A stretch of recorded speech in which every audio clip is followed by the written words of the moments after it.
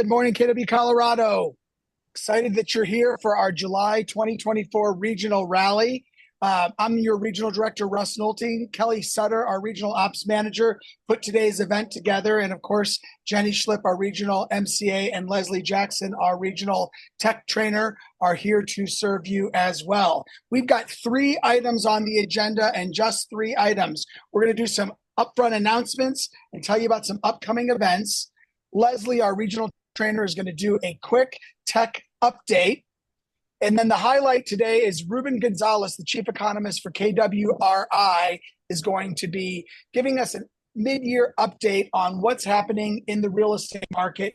And I want to suggest to you that when Ruben goes through his slide deck, that you're prepared to copy the information that you need to take to your clients today so that you can get more listings and make more money. We are unfortunately not going to be celebrating our top performers during the regional rally today, as the report that we rely on to generate those slides has not been released. As soon as we have the data, it'll be on our social media. And congrats in advance to all of you who we will be celebrating. Let's get to some announcements. Kelly, would you take this? Absolutely. So KW wants to hear from you. If you have a story about how Keller Williams has changed your life, scan this QR code. They'd love to feature you in a social media post. Just record a short video on your phone and send it in, and somebody will contact you. Awesome. And are we sending out these slides in case somebody doesn't have time to? There we go. We'll get those slides to you. Would you like to be on a panel at KW Family Reunion 2025? Later this month, KW will have all the slots available for presenters and panelists for KW Family Reunion. If you would like to be a panelist, please reach out to leadership and they will get you nominated right away. Please don't delay, as these nominations are due. Next week at Smedra, we've got Wendy Papazan. She's going to be teaching the Leverage series. It's July 23rd and 24th. It's a full day on the 23rd, where we'll talk about career visioning, and then a half day on the 24th, where we'll hit 30, 60, 90 and success through others. If you haven't taken the Leverage series, this is a great time to take it. Wendy is an expert in this. She literally watched her husband, Jay, work with Gary Keller writing the Millionaire Real Estate Agent book. And after the kids got to a certain age, she said, I think I can do that. And man, she did it. And she did it using principles that she will be teaching. She was in the region last year, I think it was, for Quantum Leap, got rave reviews. So don't miss Wendy Papazan. The Rocky Mountain Summit is in Vail. It's September 25th for the luxury event, 26th and 27th for the main event. Our keynote speaker is John Maxwell, and this just in, KWRI's economist, Ruben Gonzalez, will also be doing a market update at the Rocky Mountain Summit. We just twisted his arm into a yes to join us in Vail for that. This event will sell out. The hotel is already getting close to capacity. If you want to get the $200+ per room night discount, you must get signed up. You sign up for the event using the QR code, and you can always sign up for all of our events at kwcoloradoevents.com.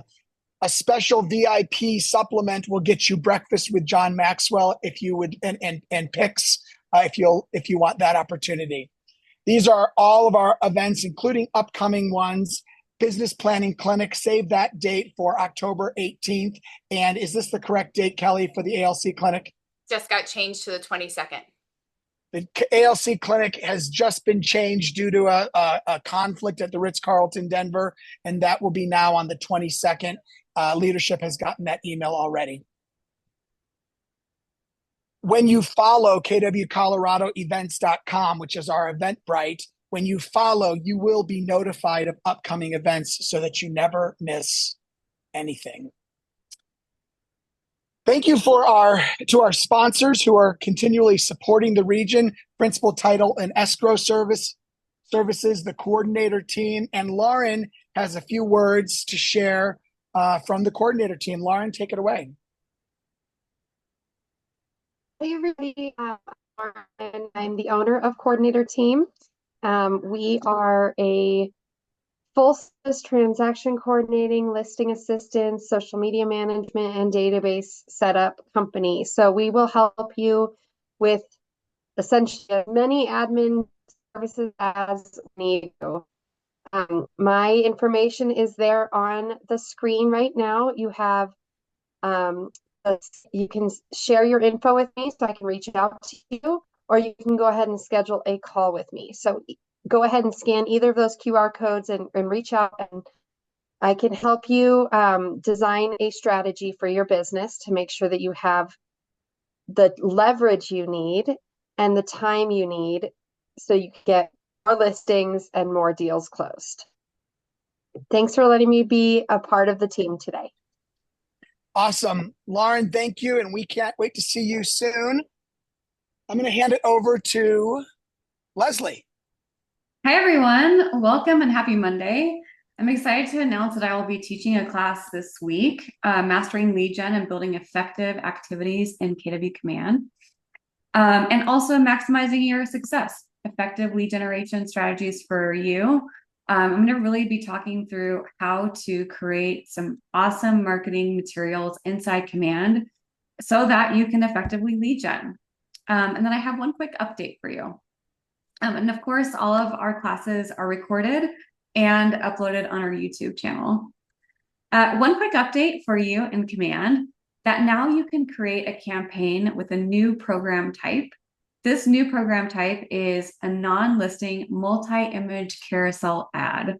And for those of you who have been using Facebook ads, you're going to be excited about this one just because we haven't had it.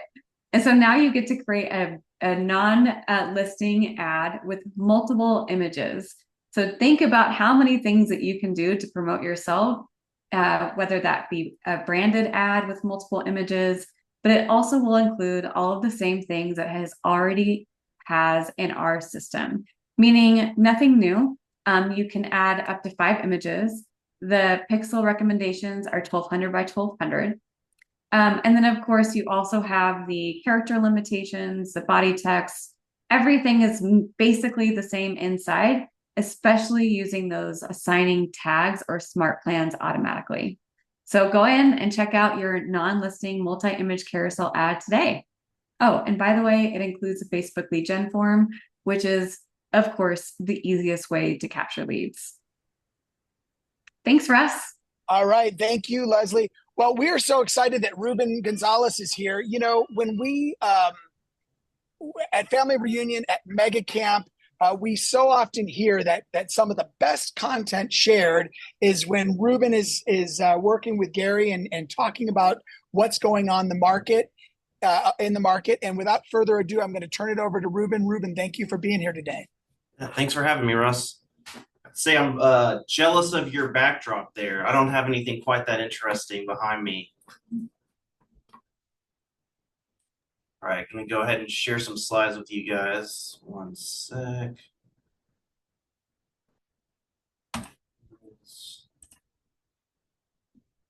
All right, let's get started. So we're going to start with unemployment and the economy in general. So last year we averaged about 3.6% unemployment rate. This year things have been trending up. So there was an interesting set of news in the middle of last week for those of you who may follow economic news. The Fed chairman testified before Congress, and one of the key takeaways was basically him mentioning that, you know, us surpassing this 4% threshold in unemployment, moving to 4.1%, seems to have shifted the conversation at the Federal Reserve. He basically mentioned that they have 2 mandates, one being keeping inflation at 2% and the other one being keeping the economy as close to full employment as possible. Over the last year or so, the view has kind of been that the economy was actually operating above full employment, essentially driving inflation and wages up. Now they're kind of shifting that conversation to saying that the risk that one of their two mandates get out of line is now balanced. Over the last couple of years, it's really been all the risk is on inflation being too high. Now they're starting to look at unemployment, even though that's like a pretty small trend, right? We've gone from 3.8-ish to 4.1. They seem to think that upward trend may have some momentum. And what that means for us is the odds that they're going to lower rates sooner increased last week. We look at what we call the JOLTS report compared to the unemployment. We can see that the number of job openings in the country, that gold line, has been consistently falling since 2022. In the blue line being the number of people who are unemployed and looking for jobs. In normal times, that gold line is below that blue line. It had inverted before we went into the pandemic and then further inverted after we got out of the sort of jolt of the pandemic recession. What that means is with more jobs than there were job seekers, it put a ton of pressure on wages. That's coming back in line, and it looks like it may likely flip back into a more normal pattern by the end of the year, meaning less pressure on wages, good news for inflation, and then some good news, and that rates could come down a little bit further.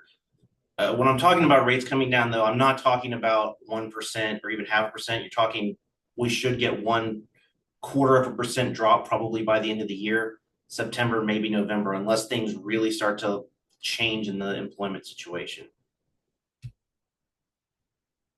In terms of GDP, essentially last year we had 2.5%. That was a good number coming off of everything. We still had high inflation, but growth managed to stay relatively stable. Labor market was strong, so that was all pretty good news. Looking at the first quarter of this year, 1.4% represented a bit of a slowdown. We saw spending on goods slow down the most. Services also was, it was kept accelerating, but at a slower pace. What that means is that there was some indication the general economy was starting to slow down. We'll see how this evolves. Typically, the first quarter over the last few years has come in low, meaning there may be some seasonal adjustment that's happening at the Bureau of Economic Analysis that needs corrected. But we'll get one more correction on this when the Q2 GDP comes out, and we'll see if it's adjusted up or not. Q2 right now is expected to come in around 2%, which would basically show some recovery and will be consistent with the idea that Q1 may have been more of a blip than an indication of a further trend. We'll have to kind of see how that evolves now that we're seeing the job market start to change a bit.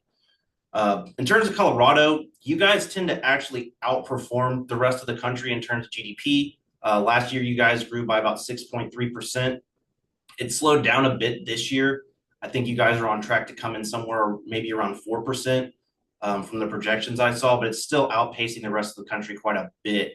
And in unemployment as well, you guys are, you average 3.8%. It's trending up a bit, but you're still outperforming the rest of the country. And there's certain parts of Colorado that are sitting at like 2.7% unemployment. I think Fort Collins being one of them. Looking at inflation. So this story has been evolving a lot over the last year.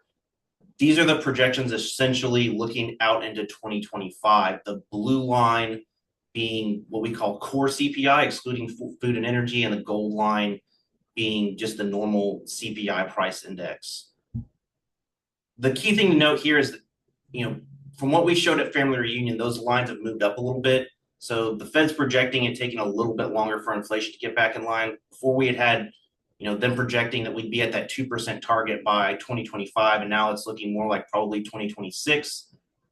What that means is that they're going to be probably slow to lower rates. While we are projecting them to start doing it, we don't think it's going to happen quickly, and the fact that they're projecting inflation being a little bit higher for longer means they're going to likely be less aggressive with those rate decreases. We'll talk about kind of the projections for mortgage rates when we get there a little bit later in the presentation, but this should give you some idea that, that decline is going to be relatively slow. So again, looking at a monthly basis, this is where we actually got some good news. That 3% and 3.3% number were improvements from the previous month. The June CPI report was one of the main reasons the Fed was more optimistic during that Congress testimony last week. So this is on track. This is another thing giving confidence that we're going to see at least one rate decrease by the end of this year. So as long as this stays in line, we can have some optimism about rates, and there's always a potential that, rates may come down faster than the current projections if this number keeps going in the right direction. Consumer sentiment, a lot of this reflects inflation a bit, and it reflects politics a little bit more than it should, also just because of the way the survey is conducted, but it's generally been stair-stepping its way back up. That's a good sign for us. Typically, this number around 80 would mean people are kind of neutral on the economy. So right now, overall, people still have a more pessimistic tenor, but it's been picking up off the really all-time lows we saw in June 2022, where we came off of the massive drop in consumer sentiment that happened at the beginning of the pandemic, and then it being driven further down as inflation accelerated and started eating into people's spending power. Looking at home sales, so getting into the real estate market here, we're projecting about 4.2 million.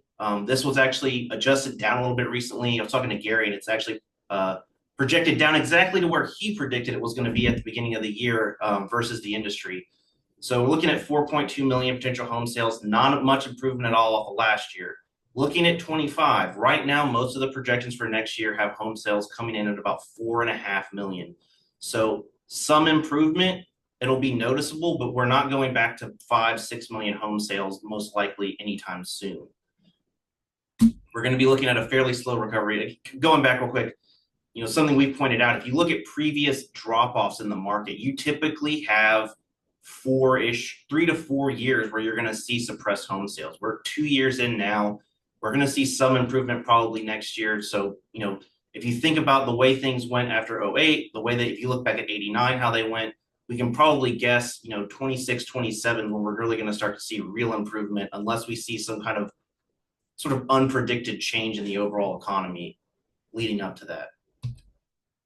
So looking at Colorado home sales, you can see they're also, kind of following the national trend statewide, coming off of highs of 21 and 22, still about almost a quarter of the way, dipped off from even with 2019 levels. So, you guys are seeing the slowdown just like everybody else in terms of sales volume. Looking at a couple cities specifically, Denver following essentially the same pattern, pretty much even with last year to date at this point. Colorado Springs, a little bit worse off than Denver in terms of dropping off a bit from last year, but kind of still in the same kind of story of just remaining a suppressed market. Fort Collins is similar. A little bit interesting in Fort Collins since, they've had a bit of a boom related to oil and gas, but that seems to, at least the housing side of that seems to have slowed down. They still have one of the lowest unemployment rates and highest wage growth in your state, but it seems like the housing with interest rates, peaking recently has sort of fallen off as well there after a few years of increases. Boulder actually shows, as a sort of subset of that market in the Rockies there north of you guys, it's showing some increases. So that's kind of the exception right now. Nothing drastic, but it still is a little bit of an outlier compared to the rest of the state.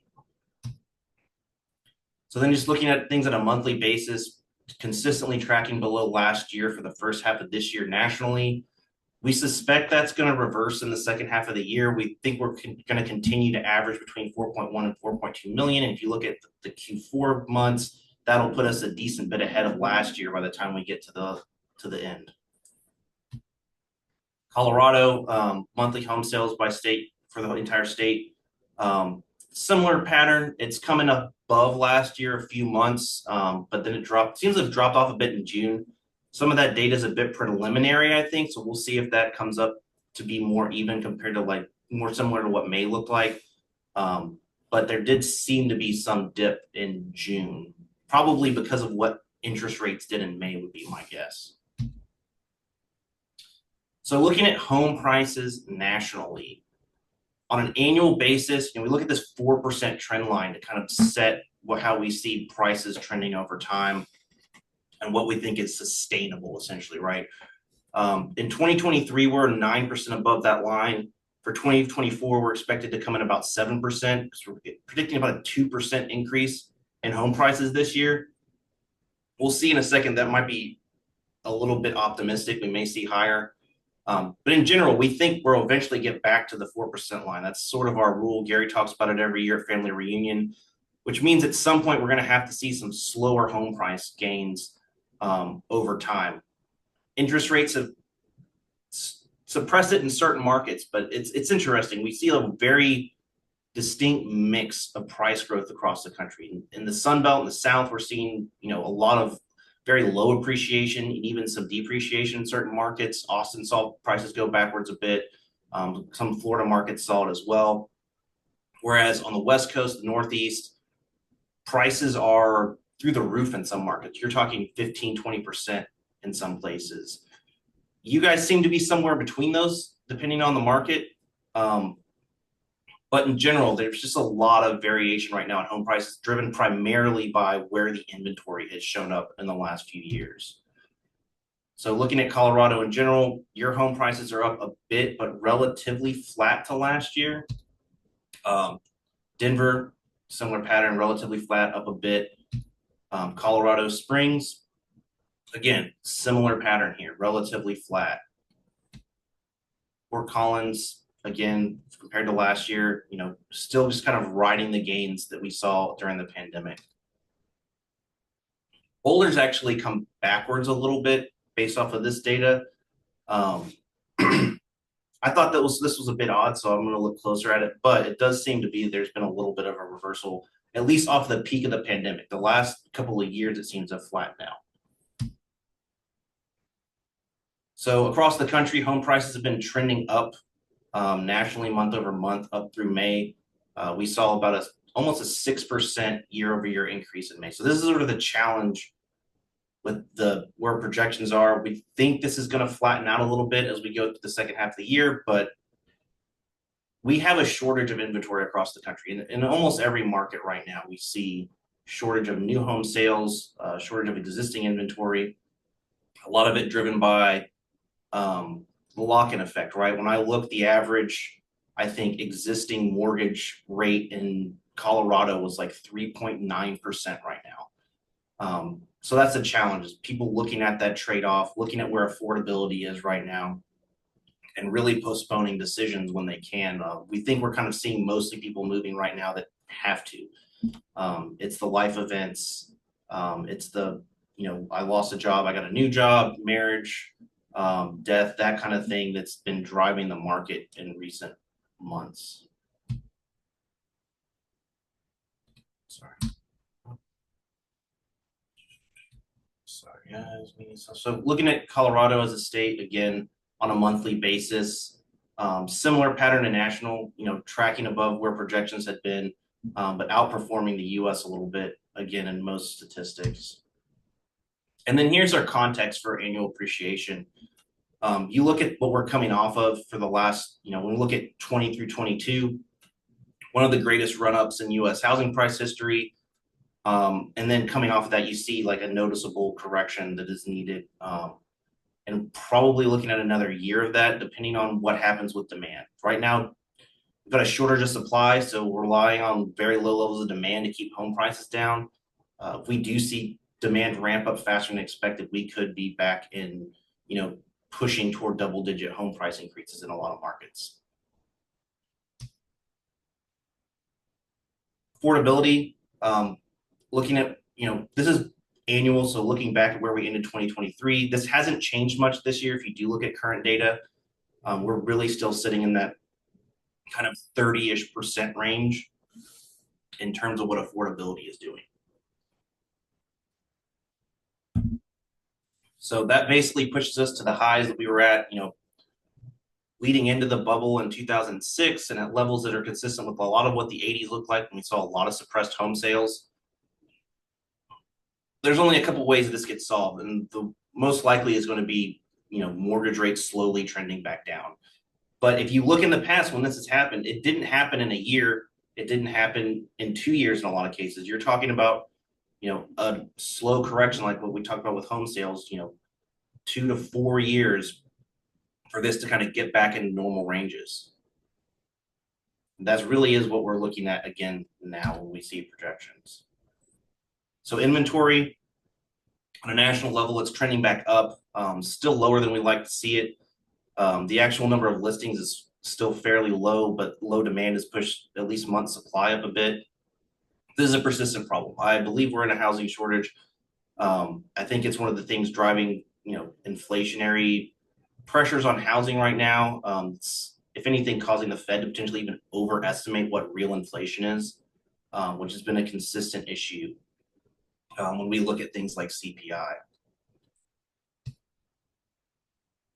Colorado, you guys had trended a little bit below the country last year, but it seems like inventory's moved up a little bit more consistent, but still extremely low. And you guys were in a low inventory market even before the pandemic happened. You've had, a consistent, probably 7 years of very low inventory levels in most markets. It's driven prices up in the lead up to the pandemic quite a bit. I suspect that when we come out of this market and things improve, you're going to see, substantial pressure on prices again, unless, there's more building that shows up than is currently anticipating. So looking at, a couple of markets here, and just to give some context on what active listings look like. So in Denver in particular, you're below 2019 levels. And in 2019, that really only translated to like 2 months of inventory. You're a little above that in terms of months supply right now. But it gives some context to like what the suppression in demand is doing and kind of how tight the market could be if demand comes back.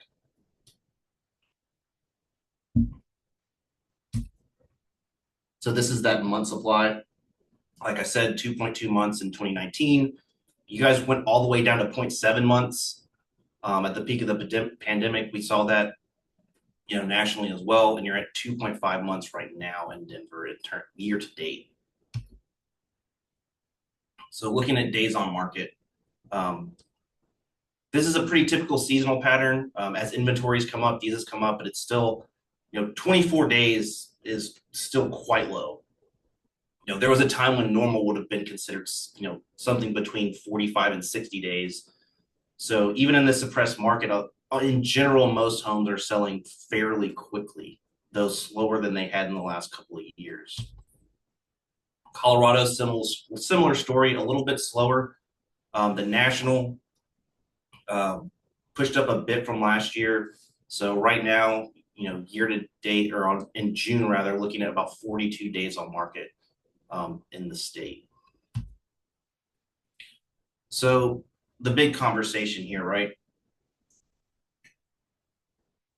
Right now, we are projecting the end of the year, we're to average about 6.7%, which is above the kind of more recent historical average from 90 to 23, but still below, when you include the inflationary years of the 80s, that's 7.74%. The path we're projecting in 2025 right now would most likely only get us down to about 6% by the end of the year in 2025. So December 2025, most of the projections have rates kind of nearing between 6 and 5.5%, depending on whose projections you're looking at. There's a lot of variables right now that can contribute to that. December of 2025 is a long way away. But in general, that should show you like how slow the path down right now is projected to be. The average for rates we think in 2025 is probably going to be in the low 6s, and still probably declining as we head into 2026. This kind of thing, just unwinding this is going to take time. So looking at recent mortgage rates, we saw 6.92 in June. As of this morning, when I checked, we're sitting around 6.8. There was basically last week we saw treasuries decline about 10 to 15 basis points, was what pushed rates down over the weekend. We'll see if that persists as more good economic news in terms of inflationary pressure comes in.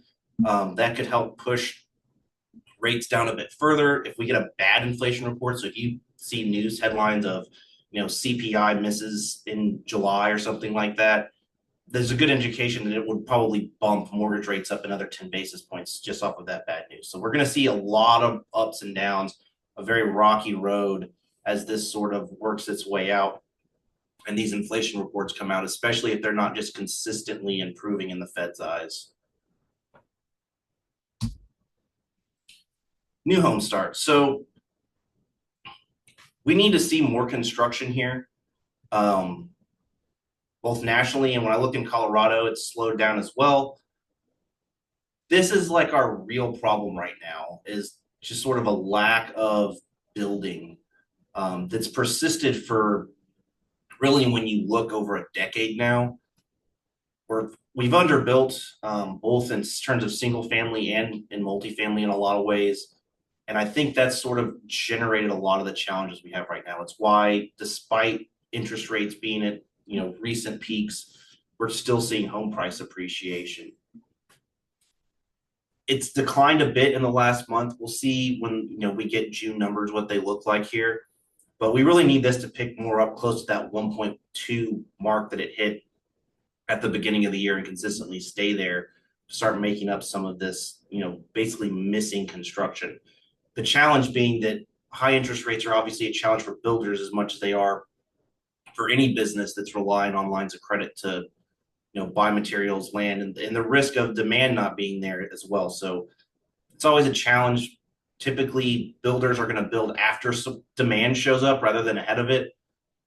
It's the cyclical nature of our industry, but it's one of the things that's kind of causing the current kind of unusual market behavior we're seeing, where we have extremely low demand and yet still see prices increasing in so many markets. Then new home sales. So kind of the similar story here. We saw a drop off in May. I'm hoping that may be a bit of a statistical anomaly, but it also may have been driven by interest rates. So we'll kind of see if that gets corrected. But we really would want to see this stay a little bit higher and be improving year over year to help encourage more construction. And these guys also just in recent past been benefiting from the fact they have a little bit more options than the typical home seller, right? They can do a lot more in terms of especially the big builders, with what they can do with buying down mortgage rates and things like that, since in a lot of cases they are the mortgage company as well. So something to keep in mind as you're working with builders. And that is what I have for you guys today. So now I'd just like to open it up for any questions. If you have a question, raise your hand or stick it in the chat.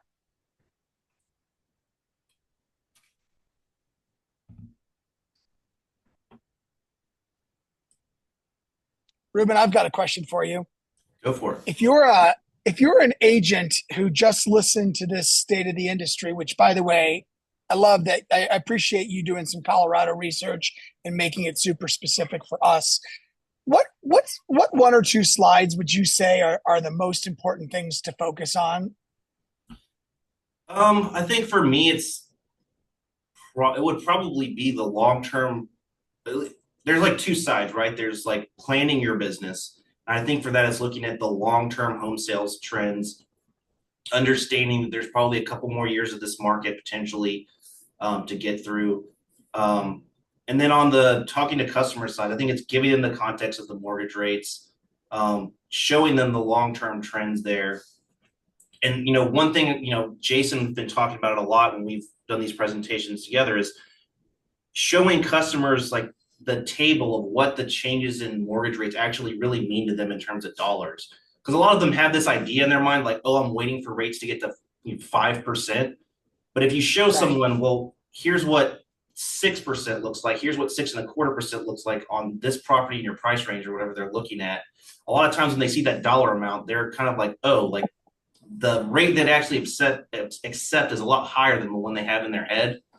And I think having those like educated conversations and then taking that context of it's going to be, a while for rates to come down. So unless you want to wait 2 years, you're really not going to get, to that 5%. You're probably talking about 0.25% the longer you wait. So just for me, it's establishing those expectations, because I think a lot of people have unrealistic expectations right now around mortgage rates. Got it. I'm going to read some questions from the chat, and then we'll go to Regina and Ian. Travis Cox wants to know if you have figures on membership from NAR and especially as related to size per agent.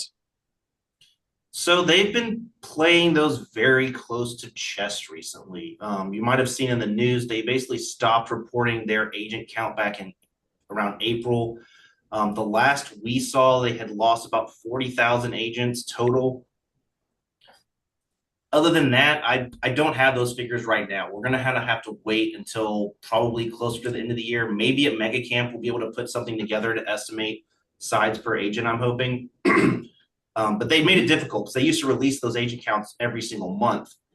So without that, it's definitely made it hard. I suspect that sides per agent this year is probably fairly in line with where they were last year, just given that home sales are also pretty close to last year's, and I don't think we've added a ton of agents. It's just unclear whether we've lost, 40,000 or 100,000 at this point, nationally. Got it. There's a couple questions about building. Rod Fishkin asks, what does builder sentiment look like, specifically applications for new home starts? And Cato wanted to know if you had any idea about lumber prices, where they're headed as a precursor for new builds. So in terms of the first question, I haven't looked at sentiment off the top of my head recently, but if I recall, the trend has been that it had improved up until kind of the first part of this year, and then has recently been declining, and I think pretty much in line with the deterioration of inflation data. I suspect the next report after this last inflation report approved, we'll probably see builder sentiment improve a bit. But in general, it's been, I think, a little bit on the pessimistic side, just due to essentially high interest rates. And in terms of material prices, I can't recall lumber off the top of my head. It had come down a lot. It hadn't been sort of the primary problem for builders recently. It's been more skilled labor, which has been in a shortage in most places and driving a lot of their costs, if I'm recalling correctly right now.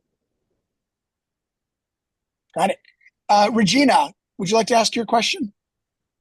I would.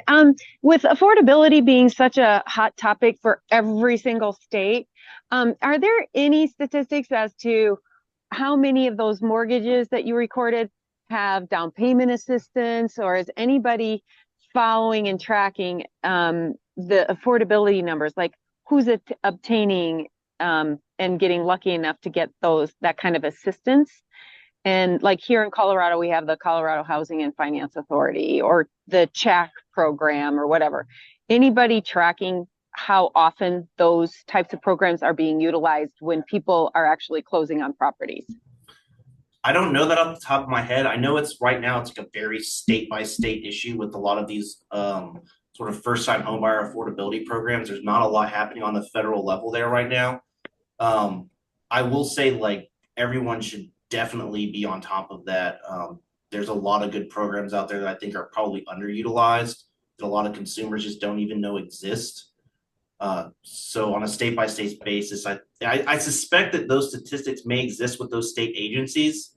I would perhaps check with them, see if they have something on their website, or even contact someone there. Because a lot of times there's someone who's just happy to get asked a question about the data they're constantly handling every day that no one ever talks to them about.